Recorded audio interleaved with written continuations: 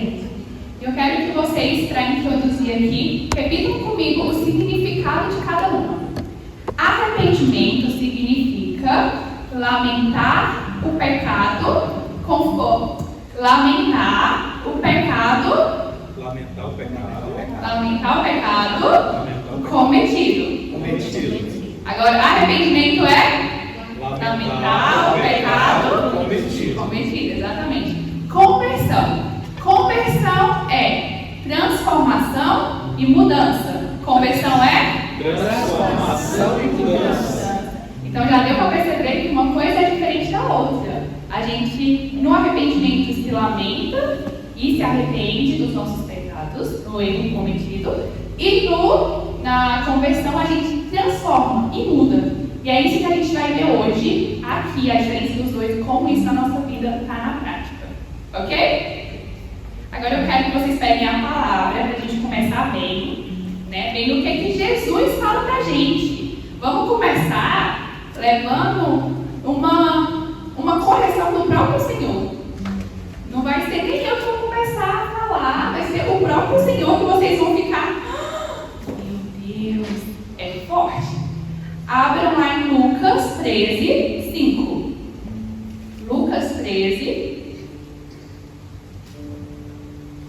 versículo 5.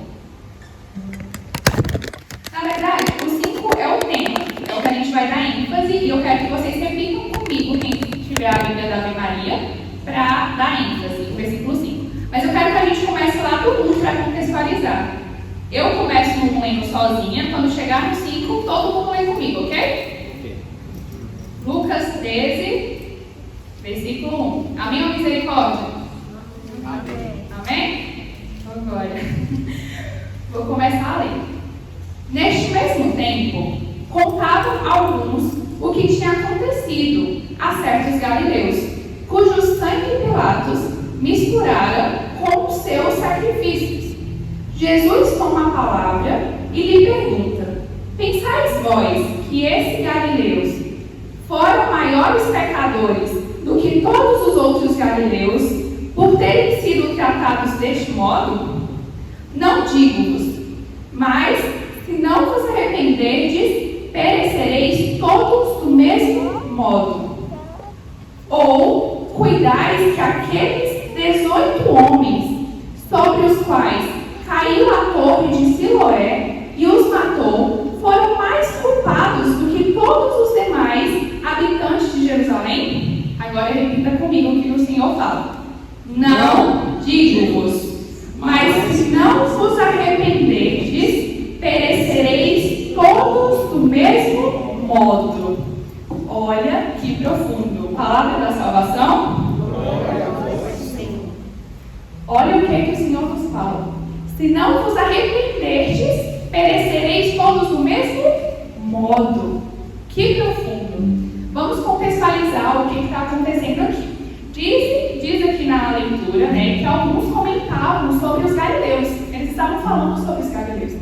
Naquela época, o povo galileu era visto com um certo preconceito. Os galileus ficavam ao norte da Palestina e ao sul da Palestina ficava... Ai, gente, agora como é que é o nome? Calma que eu não sou boa de geografia. A Judéia, isso.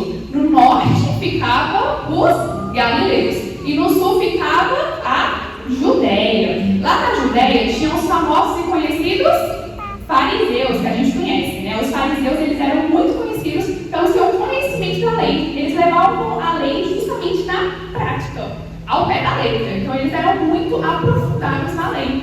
Já os galileus, eles eram conhecidos como judeus, mais rasos na fé, digamos assim, no sentido de conhecimento, né? E lá na Galileia haviam judeus e pagãos, ou seja, pessoas que não praticavam a fé. E lá também havia um certo misturar-se, né, da cultura romana com a cultura grega, também ali naquele povo, era muito conhecido. Então, por isso que os galileus eram vistos com esse certo preconceito por muitos no Evangelho. E aí as pessoas chegam comentando sobre os galileus. E aí Jesus pega e fala: por acaso vocês acham que esses galileus são mais pecadores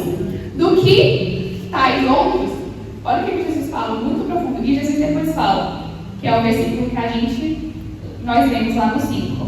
Se não vos arrependerdes, perecereis todos no mesmo modo. Agora, trazendo para a nossa vida na prática. Nós todos somos cristãos, amém? Católicos, louvado seja. Que todos nós somos praticantes, vamos para a missa, amém? Que rezamos o terço, louvado seja. Amamos o Senhor de todo o nosso coração e de fato nos esforçamos para viver a vontade dele, amém? Amém. Muitas das vezes nós cometemos o erro e a falha de olhar para as pessoas lá fora e também comentar, assim como eles comentavam dos galileus, nós também comentamos de muitas pessoas lá de fora, pela nossa miséria. A gente olha e fala, nossa, que pecado absurdo que aquela pessoa cometeu. Nossa, eu nunca cometeria um pecado daquele. Quantas vezes a gente, na nossa soberba, também não vem falando dessas pessoas de fora. E o que o Senhor indagava no meu coração é a mesma coisa que Ele indagou aqui. Será que de fato a nossa vida tem sido diferente da vida das pessoas que estão no mundo? Será que a gente não tem vivido a mesma vida que eles, só que com o título de cristão? Os cristãos desde sempre, eles foram vistos como pessoas diferentes. Pessoas que viviam uma vida diferente daquilo que eles acreditavam. Será que hoje as pessoas olham para a nossa vida e conseguem enxergar essa diferença? Ou será que nós temos vivido do mesmo jeito? Jesus fala, se não vos arrependeres, vocês perecerão do mesmo modo. Se vocês dentro da igreja estão cometendo o mesmo pecado das pessoas lá de fora, não acha que o final de vocês vai ser diferente do deles. Se a gente está vivendo do mesmo modo que eles, dos mesmos pecados entregues, nem tentando, nem lutando, nem tentando mudar, a gente já se entregou ao vício. Que diferença tem de nós e deles? Cadê essa diferença que nós cristãos deveríamos ter? Cadê essa santidade? Cadê essa alegria que vem de Cristo? Que era para a gente estar exalando? Quantas vezes nós, certos, a gente serve, enfim, e se encontra cansado? Cadê a alegria que vem de Cristo, que não exala mais no nosso rosto, no nosso olhar? Que diferença tem de nós e eles? Eles também estão super vazios, tristes, sem sentido. Você olha para as pessoas do mundo, eles não têm sentido também, eles estão tristes. Mas nós encontramos o tudo, nós temos o Senhor, nós temos a Eucaristia, nós temos a Virgem Maria, nós temos a Eucaristia, tem tanta coisa aqui. Por que a gente está triste? Por que a gente tem andado como eles? Será que a gente de fato tem tido o Senhor como centro da nossa vida? Ou será que Ele se perdeu do centro há muito tempo? E a gente tem continuado a vida empurrado com a barriga, como se Ele ainda estivesse no centro. Mas no fundo a gente sabe que Ele não está mais lá. Talvez namoro tomou lugar. Talvez a própria família tomou lugar, porque você não jamais está em prisão com medo do que a sua família vai falar. Ai meu Deus, vocês vão falar aqui. A gente tem tido hoje muito amor humano pelas pessoas ao ponto de ser maior do que o amor pelo nosso Deus. A gente precisa amar o próximo, mas primeiro a gente precisa amar a Deus. Ele é o motivo de tudo que a gente faz. De tudo que a gente faz. Deixa eu indagar vocês uma pergunta para ver se de fato vocês têm que colocar o Senhor como centro. Pensa numa coisa que vocês muito amam aqui na Terra. Muito, muito, muito. Uma coisa que, nossa, é o amor que vocês têm. Sabe? Pensa no trabalho que vocês têm, que vocês lutaram para conseguir um concurso. Pensa na faculdade que você tanto ralou ali nas madrugadas em claro. Pensa na carreira que você construiu, demorou tanto tempo. Tua família que você tanto ama. Teus filhos. Muito bom, né? Isso não é pecado, é muito bom a gente ter tudo isso. Mas aí que está a pergunta. E se o Senhor, o teu Deus, o que você diz ser o amor da tua vida, te pedisse isso hoje, você daria de bom grado e de coração aberto? Ou você não seria capaz de dar?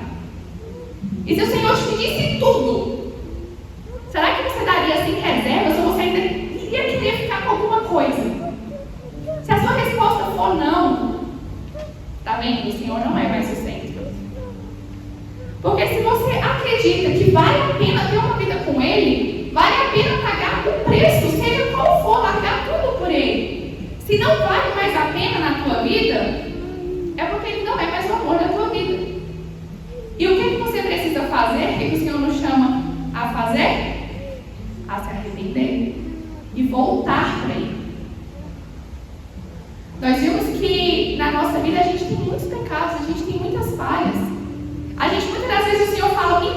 nossa resposta é não, Senhor, eu não quero. O Senhor fala, vai, mas você fala, Senhor, eu não vou.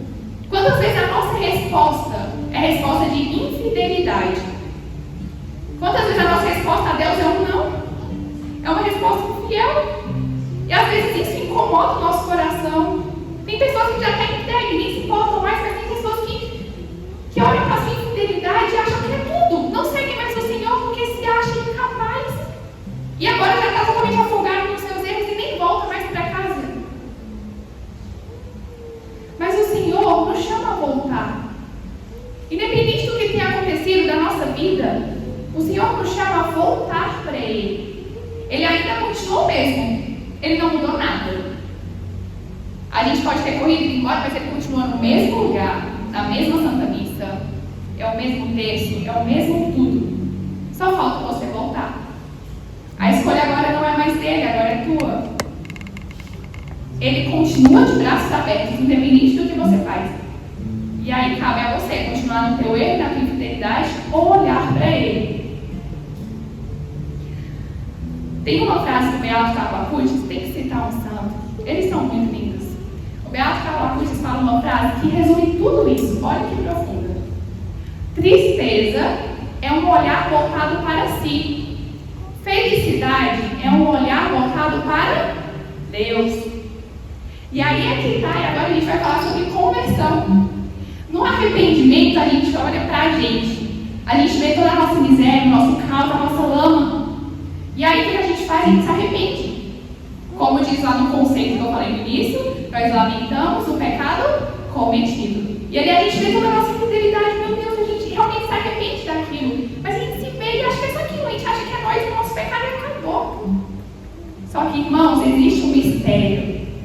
Existe uma luz no fundo do túnel, lá no finalzinho, que nos dá a esperança de continuar a seguir, de continuar a viver. Agora eu quero que vocês deem um sorriso muito feliz. Eu sei que vocês estão bem. Meu Deus, eu sou miserável. Eu sei, eu também penso isso de mim. Eu sei que vocês estão muito assim, mas agora eu quero que vocês se alegrem. Dê um sorriso aí, bem lindo, porque agora eu vou dar uma boa notícia. Não é caso perdido. Eu não vim aqui para falar que vocês estão condenados para o inferno, já era, não tem mais chance. Eu vim dar para vocês uma solução. E a solução útil que os santos utilizaram. E foram os santos que tomaram Jesus. O segundo passo depois do arrependimento é a conversão. E conversão é mudar-se, é transformar-se. Depois de você olhar para si, viu que você é miserável, se arrependeu, e você já olhou para si, viu a tristeza, o que o Beato Carlo Acutis fala depois? Olhar para Deus. A gente tem a confissão, gente. Meu Deus, quantas vezes a gente tem vivido como pagão? As pessoas do mundo não se confessam há anos porque não acreditam na confissão. Mas a gente é católico. Por que faz tanto tempo que a gente não se confessa? Não é possível que vocês não pegam totalmente há tanto tempo, há tantos anos. Aproveitar a quaresma. Aproveita a quaresma, já pega o embalo e se converte. Então, galera, agora é a hora da gente olhar para Cristo. Ele é o motivo da nossa vida, Ele é a razão da nossa esperança. E sabe qual é a boa notícia que eu falei para vocês? Jesus continua a vos amar. Gente, que loucura. Não, olha para mim e fala, que loucura aos nossos olhos humanos. Como que alguém erra, pega o coração de Jesus e é infiel, e Jesus perdoa. E é infiel de novo, Jesus perdoa. E é infiel de novo, e Jesus continua a amar do mesmo jeito. Ele não ficou mais indiferente. Ele não começou a amar menos. Não, é a mesma coisa. Que amor grandioso, que amor sobrenatural. Como é que pode a gente ainda continuar nos nossos pecados? Um Deus que nos ama tão grandiosamente assim. E a gente se lamentando pelos nossos pecados. Ele está com a mão lá estendida. Mas você não, eu sou miserável pecador. Ele está com a mão estendida, agora se confessar. Não, mas eu sou um pecador. Agora a gente precisa voltar para Ele. Para que a nossa felicidade seja completa. Se a gente não voltar para Ele, a gente só vai ter a parte do arrependimento. E a gente só vai viver na tristeza. Por isso que muitas pessoas não voltam para a igreja, porque não quer se converter, não quer mudar e transformar. Só quer viver no arrependimento, na tristeza. Mas se você quer sair dessa tristeza e ter a sua alegria, a sua felicidade, você precisa olhar para Cristo e voltar para a igreja. Você vai voltar despedaçado, você vai voltar com vergonha. Às vezes você vai para o confessionário confessar o mesmo pecado, você vai chegar com a cara assim que você não vai saber onde esconder. Mas é melhor do que você continuar na tristeza. Só assim a gente vai encontrar a felicidade verdadeira. O segundo passo é a conversão. E olha o mistério. A gente não se converte sozinho. Essa parte a gente não consegue sozinho. A gente não consegue. A gente precisa de Deus. A gente precisa da graça de Deus. A gente não consegue se converter sozinho. E não é difícil a luta, a caminhada até o céu. Meu Deus, se eu olhar para o pecado, meu Deus, como que eu consigo? A gente precisa de Deus. Só com Ele a gente vai conseguir. E por isso que os santos conseguiram. Santos foram pessoas como nós, mas que perseveraram até o final. Até o último dia de vida ele estava lá tentando. Caiu, confissão, volta. Caiu, confissão, volta. Esse é o ciclo da conversão. E esse é o ciclo da santidade que vai nos levar ao céu. A gente não pode desistir no cair. A gente precisa voltar a olhar para Deus. Porque toda vez que a gente olha só para cair e não volta para Deus, Jesus parou de ser a razão da nossa vida. Se Jesus é o motivo da nossa vida, a razão da nossa existência, a gente vai olhar para a gente e ver o nosso pecado. Mas a gente não vai deixar o nosso pecado ser maior do que ele. O nosso pecado é grande, a nossa miséria é grande, mas ela não pode ser maior do que o nosso Deus. Se a gente se entrega ao nosso pecado, é sinal de que o nosso pecado já é maior do que Deus. Que a gente preferiu o pecado como nosso Deus e não mais o nosso Senhor. Então o Senhor nos chama a se arrepender. E depois do arrependimento, Ele nos chama a confiar nele e voltar. É Ele que vai nos transformar. É Ele que fala através da gente. É Ele que age através da gente. As virtudes é Ele que dá. A gente não é capaz de dar coisa boa porque nós mesmos não tem nada. Se você está olhando para você e falando, gente, eu sou um miserável, eu não tenho jeito, eu não vou conseguir fazer, você não vai mesmo. Vai ser o Senhor em você. Por isso que o segundo passo tem que ser Ele.